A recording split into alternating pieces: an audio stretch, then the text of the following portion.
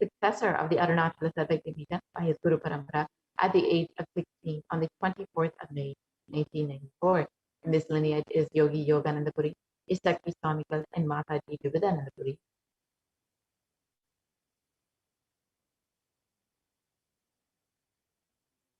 The Supreme Pontiff of Hinduism founded the mission, the Nithyananda Sangha, to revive Kailasa internationally at the age of 21 in 1999.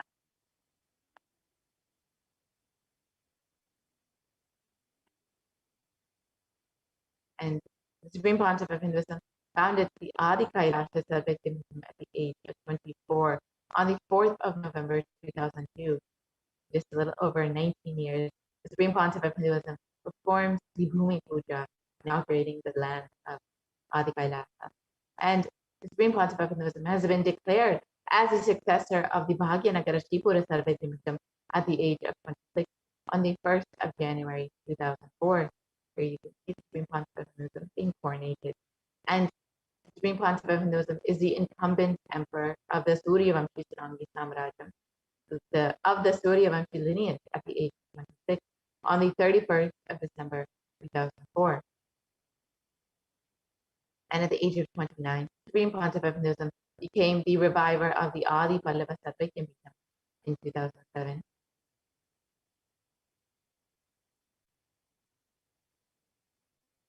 And the Supreme Pontiff of Hinduism was coronated as the successor of the Kashi Sarvajñapita at the age of 30 in 2008.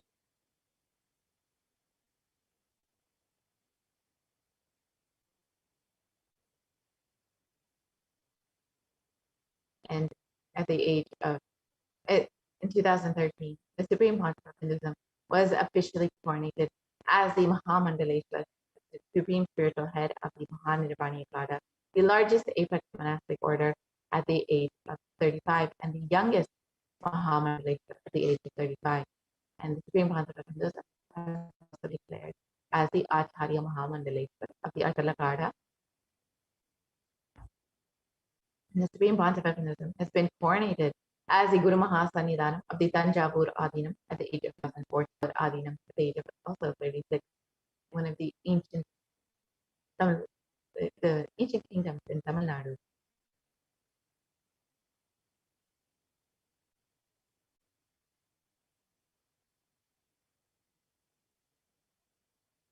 The Supreme Pontiff of Hinduism has also been coronated as the Guru Mahasannidhanam of the Vedaranyam Adinam at the age of 36 in 2014, one of the other ancient mutts in Tamil Nadu.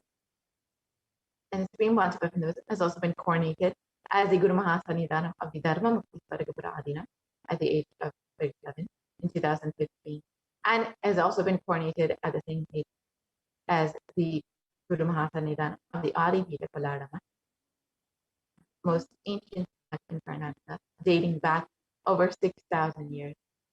And the Supreme Pontiff of Hinduism has been elected as the Supreme Pontiff of Hinduism by a congregation of over 1,000 Hindu leaders of pontiff at the age of 36 in 2014. And has been recognized by these leaders as the incarnation of Paramashivoham himself. And the Supreme Pontiff of Hinduism is revered as the most prolific and most viewed guru in the digital world, has been read and watched by over 1 billion people and followers in Hinduism. And Kailasa is the world's greatest digital Hindu nation with over 1 billion views.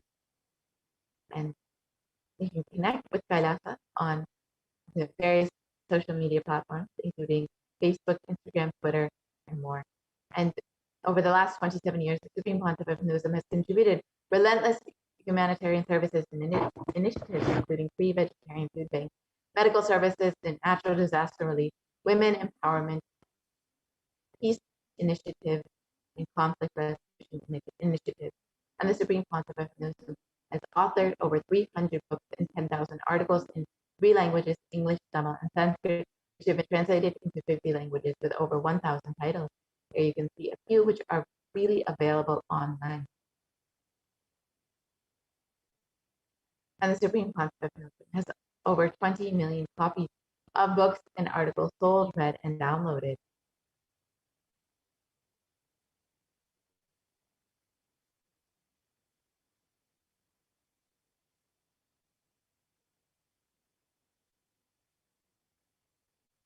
And the Supreme Pontiff of Hinduism is the establisher of the largest Hindu library with over 1 million books, 1 million palm scriptures, and over 20 million digital books.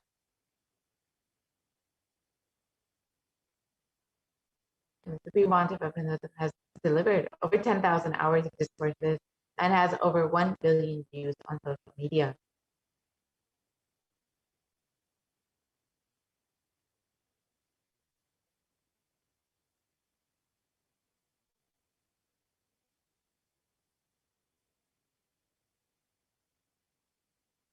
And the Supreme Pontiff of Hinduism is respected as a commentator of all sacred scriptures such as the Upanishads, the Bhagavad Gita, the Shiva Sutras, the Ashtavakra Gita, the Jain Sutras, and more.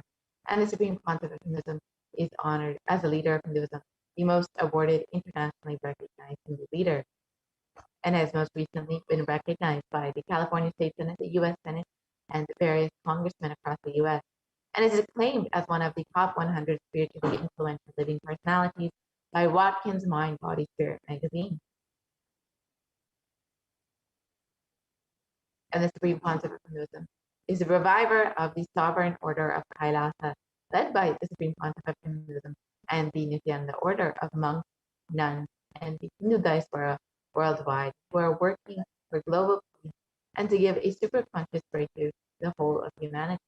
And the Supreme Pontiff of Hinduism is the establisher of the largest Hindu university in the world, with satellite campuses in 150 countries and thousands of courses freely available online.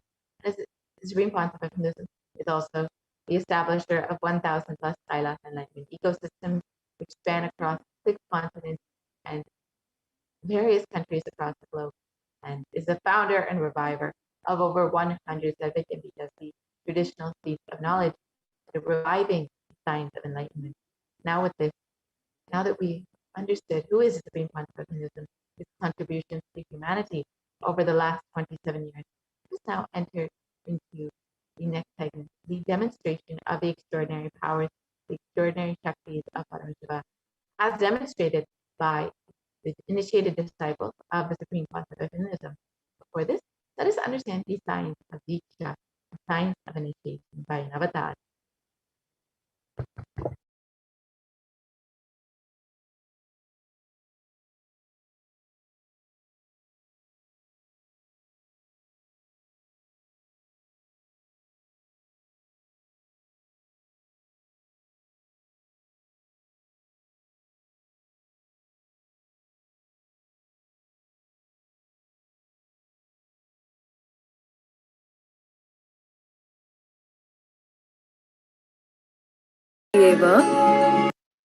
A look, a word, a touch.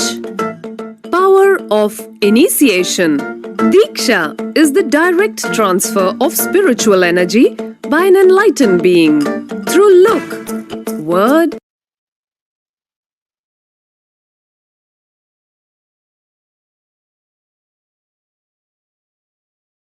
a look, a word, a touch. Power of initiation. Diksha is the direct transfer of spiritual energy by an enlightened being through look, word, or touch. The traditional Vedic book Navaratneshwara states, Sarvasamapi dikshanam muktihi phalamakhanditam avirodhat bhavantyeva prasangyastu bhuktayaha. The main benefit of all initiations is moksha, enlightenment. As a side effect, health, wealth, leadership and well-being happen. And in Rudrayamala Tantra, Shiva says, Devi diksha vihinasya na siddhihi na cha sadgatihi tasmat sarva prayatnena guruna dikshito bhavet. The one who is not initiated does not attain liberation nor a better future. So by all efforts, one should get initiated by Guru. What is the science of initiation? Neuroscience has proved that the process of initiation floods the brain with energy. This is the superconscious energy of Kundalini, our own higher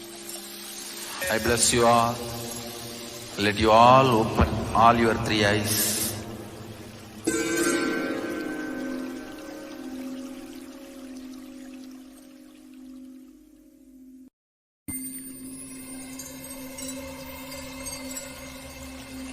I welcome you all with my love and respect.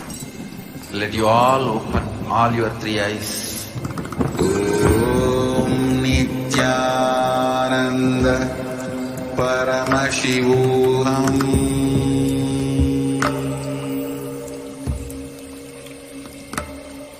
Om Nithyananda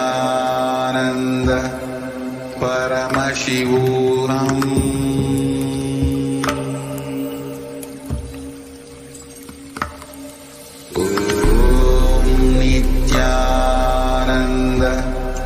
Paramashivoham.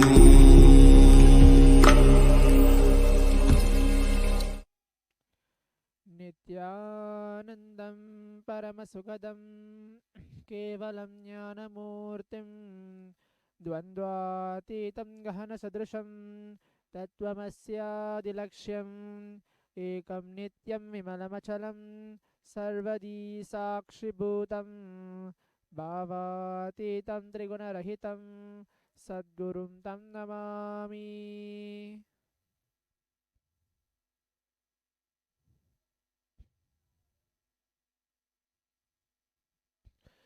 Nithyanam, welcome to today's Parashakti's Akashic reading, and for today's Manifesting Extraordinary Shaktis, the Power Manifestation segment, manifesting the Shaktis of Paramashiva and Parashakti. In today's Power Manifestation segment, we're going to be looking into the manifesting the first level power, which is reading and seeing with your eyes completely blindfolded. The Balasans, Nityananda Yogis, the initiated disciples of the Supreme Pontiff of Hinduism, will now be demonstrating the powers of third eye and sharing with all the experience and results of the extraordinary manifestation of the divine powers awakened in us through Diksha, which is the initiation. In today's Bhava Samaj Darshan, all of us will be receiving the initiation into third eye awakening in various other powers with the blessings and grace of the Supreme Pontiff of Hinduism. We will be manifesting the following powers, which is the third eye, seeing with our eyes completely blindfolded. Third eye is a cosmic browsing center located between the brows, which upon initiation, one can effortlessly express powers and see through the third eye, just as you do with the two eyes. So, what are Shaktis? In the Vedagamas, which is the source scriptures of Hinduism, Paramashiva reveals in elaborate detail that every human being is hardwired to be able to manifest extraordinary Shaktis, the divine powers. Shaktis are described as a system or a method and a science for human beings to explore the various possibilities and powers and have access to various states of consciousness. Shaktis manifest from the fundamental cognition that you are divine. You need to manifest divine, and not you are man. You need to reach divine. Now, let us learn what are the difference between Shaktis and Siddhis. The Shakti is expressed from the space of enlightenment as a side effect of feeling connection with the divine and high integrity with the Guru. The Shaktis are the source of enlightenment. Siddhis are powers that manifest from tapas or penance for enlightenment. Siddhis are on the path of enlightenment. The Shaktis of Paramashiva manifest through ordinary human beings in an extraordinary way after the initiation from the avatar. The Shaktis are permanent, whereas Siddhis are not permanent. Siddhis may divert you from the space of enlightenment. Paramashiva is a primordial divinity in Hinduism, the ultimate reality and cause, which is self-effulgent, Swayam Prakasha, all-pervading, unchanging beyond time, space, form, and causality. As a fundamental base of Avyakta, the unmanifest, and Vyakta, the manifest existence, he performs the Panchakritya, the five cosmic acts of Shristi, creation, Sthiti, sovereign rulership and maintenance, Samhara, rejuvenation, Throbhava, pulling out of delusion, Anugraha, liberating grace for all living entities. The Supreme Pontiff of Hinduism, Jagadguru Mahasanidanam, His Divine Holiness Bhagavan Nithyananda Paramashivam, is an 1008th living incarnation and representative of Paramashiva and the reviver of Kailasa. the ancient enlightened Hindu civilizational nation, the great cosmic borderless Hindu nation. Ever since the beginning of the civilization, the Sanatana Hindu Dharma has been the cradle of enlightened beings and highly advanced science. It was where the science of enlightenment and powers, Shaktis, was lived and taught as a lifestyle. For the first time in modern day, the Supreme Pontiff of Hinduism is reviving these yogic sciences and transmitting it to the world at a record breaking pace never accomplished before. The knowledge and sciences of manifesting these Shaktis are passed down from one generation to the next through Diksha, which is the initiation by the enlightened gurus.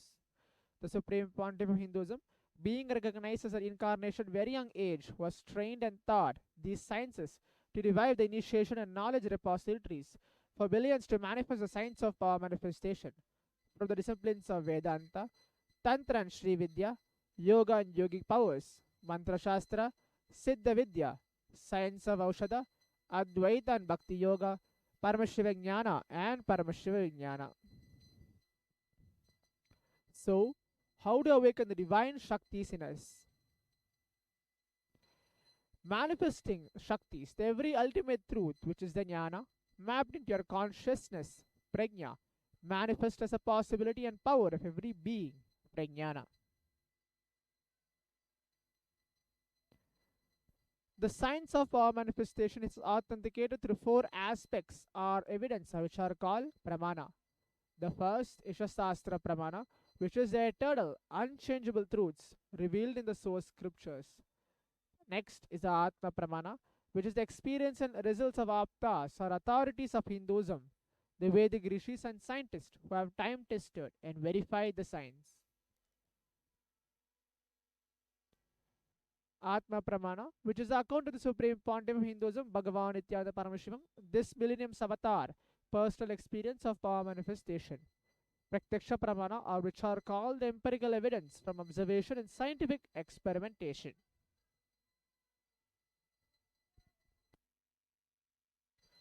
Vedas are the ultimate superior authorities for Hindus. Vedas are the pure science where the ultimate truths are explained.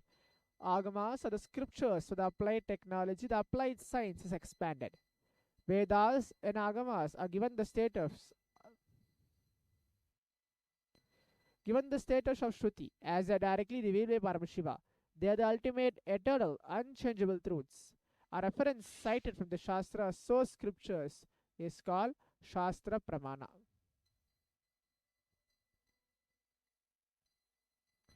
Let us now get ready to witness a very unique and exciting demonstration of the power of third eye. The Shastra Pramana, which is scriptural reference to manifest this power of third eye, goes by Kapala Antarmanonyasya Tishtanmilitalochanaha Mena Manaso Dardyad Lakshayed Lakshamuttamam. The translation goes, by fixing the mind on the inner space within the crown center and sitting stably without any movement, having the eyes closed in succession, by the stability of the mind and inner space, through the power of the third eye, one directly sees the ultimate goal, Laksham, by having the vision beyond the sight that reveals any object or place, attaining the space of oneness with the source Paramashiva. Atma Pramana, where Bhagavan Krishna says to Arjuna, but you cannot see my cosmic form with these physical eyes of yours. Therefore, I grant you the divine third eye vision. Behold my cosmic appearance. In the Hindu Purana, Bhagavad Gita, Bhagavan Krishna initiates Arjuna into the power of third eye to behold Krishna's Vishwarupa Darshan, the vision of his cosmic form. The 11th chapter of Bhagavad Gita, which contains a description of Bhagavan Krishna's cosmic form, is completely narrated by Arjuna as he sees Krishna through the third eye. In Swamiji's own words, the first experience that I was able to see everything around me, above me, the whole 360 degree, 10 directions, below me, everything I realized, not only I was able to see, I was able to feel, experience all of that as me. Praktiksha Pramana, which is a study measures and comparing metabolic cell activity of the brain in conscious and meditative states. When doing daily activities, high activity is measured in the brain where the third eye is located. When in the deep samadhi state, only the third eye region is active and almost 90% of the brain is rest at peace. Sakshi Pramana is this rare sacred sense of third eye awakening is being made available to humanity for the ultimate enrichment and conscious evolution by the Supreme Pontiff of Hinduism, Bhagavan Nithyananda Paramashivam. Swamiji embodies the most profound yogic state that surpasses all bounds of time, space, and matter. Supreme Pontiff of Hinduism is gifting this pure great sense of third eye awakening along with many other spiritual sciences through initiation, Diksha. Billions of people have been initiated by Swamiji and are experiencing the profound results as extraordinary powers in their everyday life. Now, let us now witness the live Sakshi Pramana demonstration of the power of third eye with the Balasins and Nityananda yogis.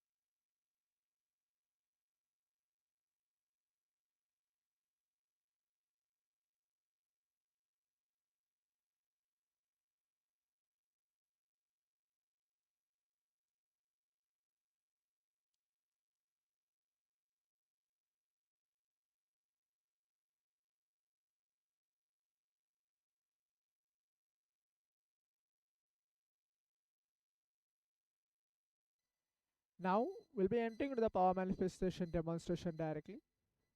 What is going to happen now is I'm going to be wearing a blindfold and we're completely blindfolding myself. So this is the mindfold which I'm going to wear. This mindfold is completely tested by the ophthalmologist and can't be able to see visibly through any of the light or any vision through this blindfold.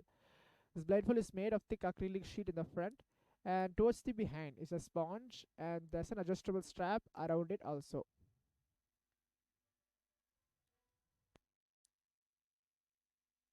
So today's power manifestations demonstration, what is going to happen is we're going to be pulling out one of the posts from the Kailasa Supreme Pontiff of Hinduism Facebook page and reading out that and describing a jumbled upon words and letters. So these are the both things which is going to happen.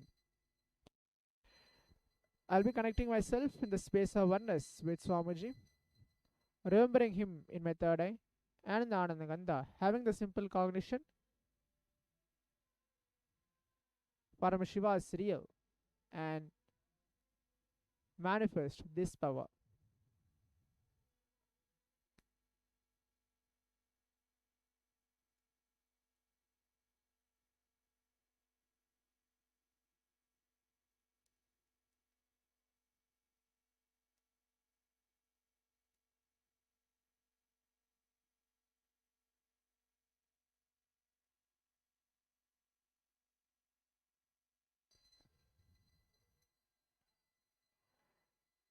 So now having the simple obedience and simple cognition that Paramashiva is real and remembering him in my third eye and going to manifest this power.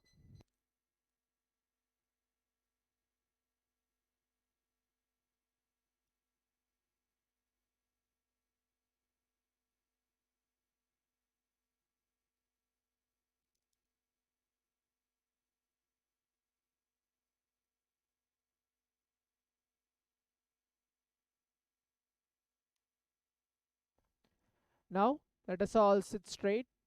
Take few minutes, remember Swamiji in our third eye in the Anandagandha in any inner space and chant the Mahavakya along.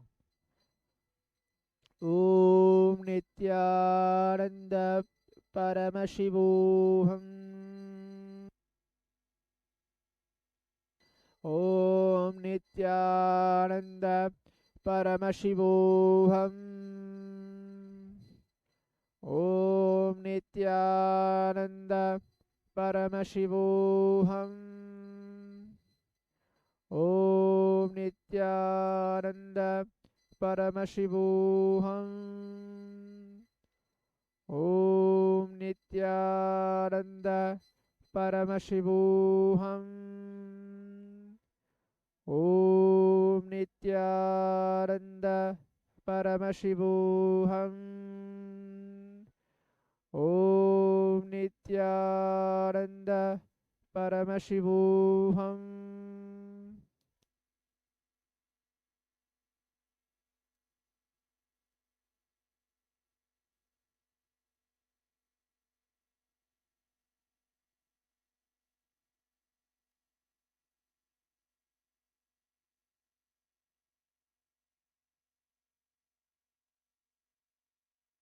So the first post which is getting projected is Kailasa, which is all a blissful Skandasashti, absolute knowledge, absolute consciousness, and ultimate infinite. All the glories, possibilities, powers, and qualities of Paramashiva express itself completely in Subramanya. He is Lord of Victory, the Supreme Pontiff of Hinduism, Nithyananda Paramashivam. Within Swamiji's picture having the Subramanya Bhava Samadhi Darshan in the right side, and towards the left is Lord Muruga's image.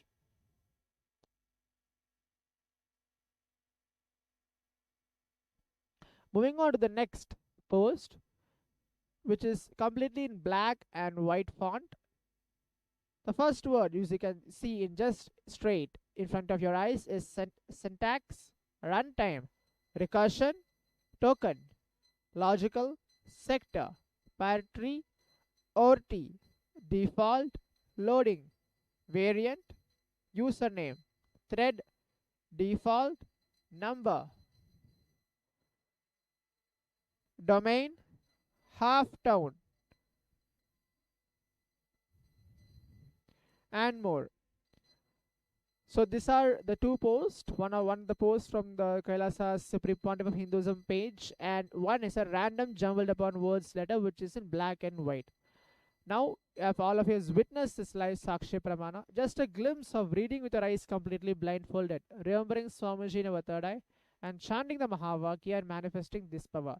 By the end of today's session, we'll be having a guided power manifestation segment to manifest the same extraordinary powers.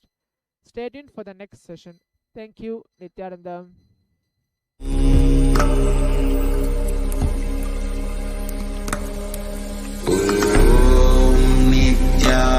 Nithyananda Paramashivoham.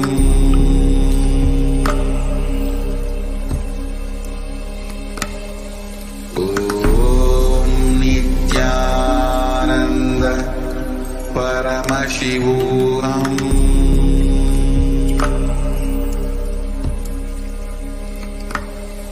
Om Nithyananda Paramashivoham.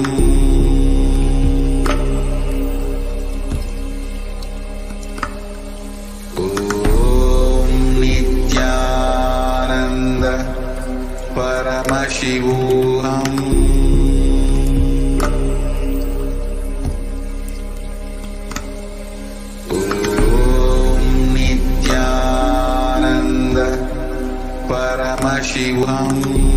Om Nithyananda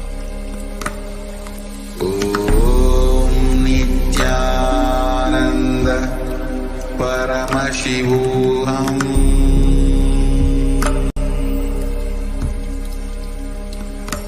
Paramashivoham. Om Nithyananda Paramashivoham.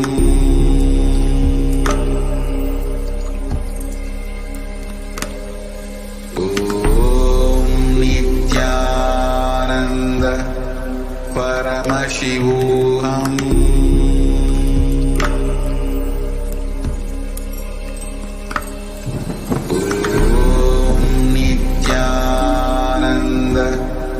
Paramashivoham.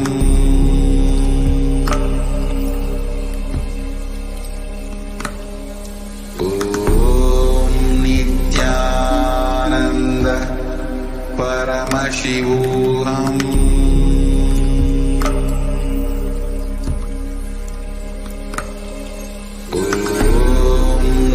Nithyananda Paramashivoham.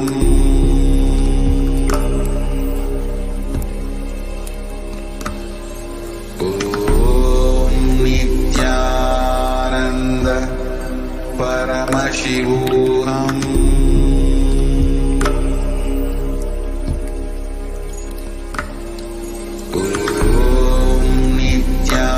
Nithyananda Yoham.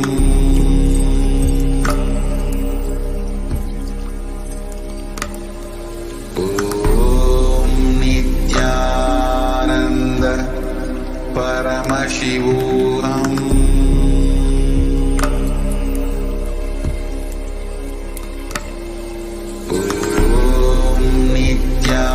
Nithyananda Paramashivoham.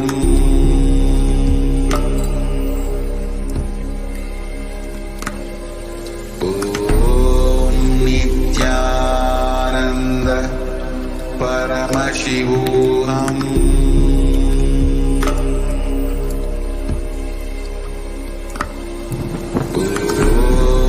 Nithyananda Paramashivoham.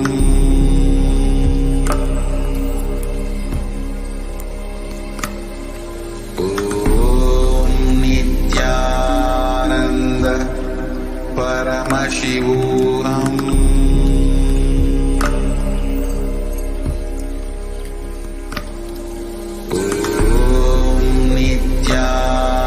Nithyananda Paramashivoham.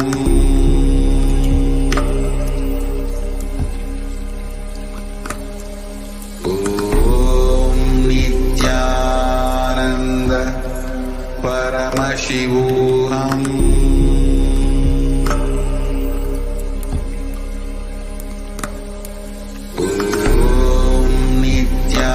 Nithyananda Paramashivoham.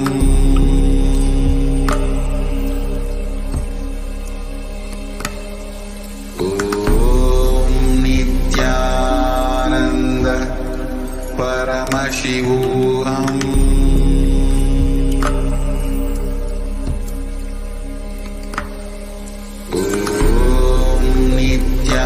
Nithyananda Paramashivoham.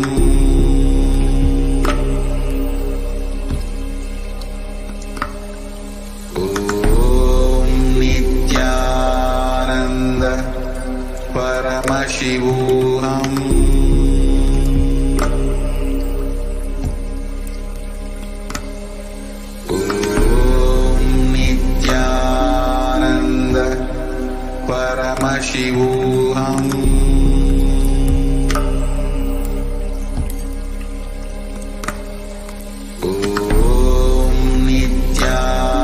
Nithyananda Paramashivoham.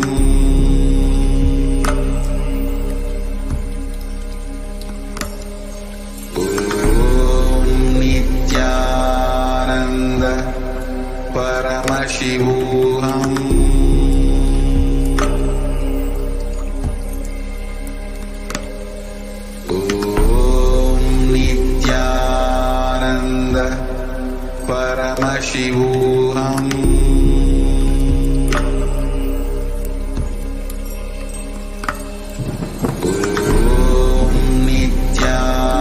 Nithyananda Paramashivoham.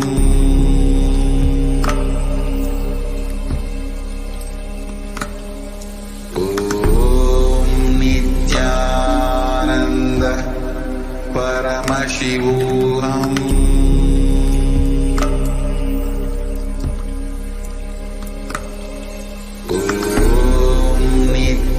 Nithyananda Paramashivoham.